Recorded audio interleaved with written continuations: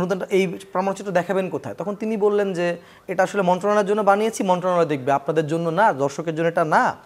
তো এর কিছুদিন পরে সে একটা আলাদা ব্যবসা শুরু করেছেন।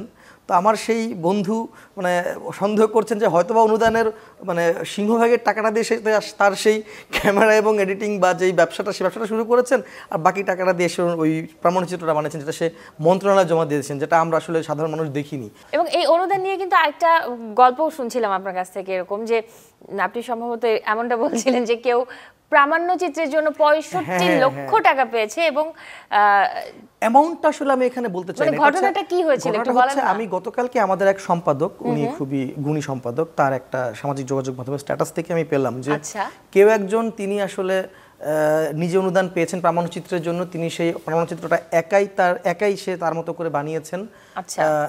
এটা দোষের কিছু না, একা সে বানাতে পারেন ইফ হি ইজ ক্যাপেবল।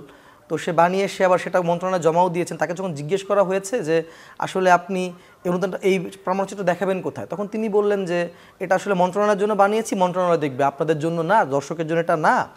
তো এর কিছুদিন পরে সে একটা আলাদা ব্যবসা শুরু করেছেন।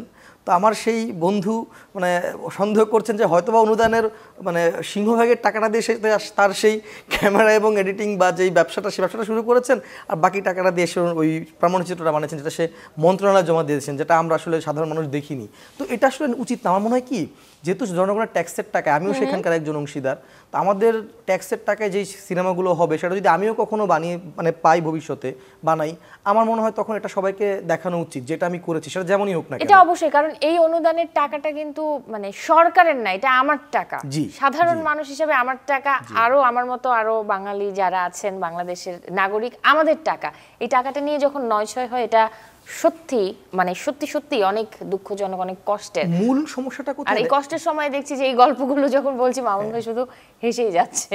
না, মূল সমস্যাটা কোথায় আমি একটু অ্যাড করি যে আসলে জনগণ, আমাদের দেশের জনগণ আসলে এত বেশি কি বলে এটাকে আশ্বাস পেয়ে অভ্যস্ত, তো এরা একটুতেই আশার আলো দেখে।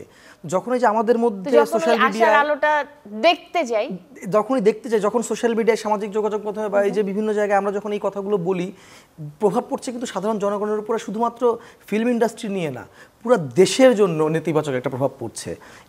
এটা কিন্তু ধরেন সরকারের প্রতি একটা সবার আস্থা হারাচ্ছে যে না, আগের মতোই, আগে যা দেখেছি আমরা ব্যাড প্র্যাকটিস, এখনও সেটাই হয়তো বা হচ্ছে। তো এটা কিন্তু সামগ্রিকভাবে দেশের ভাবমূর্তি ক্ষুণ্ণ করছে। শুধু একটা চলচ্চিত্র অঙ্গনকে আমরা এখানে বললে ভুল হবে সেটা।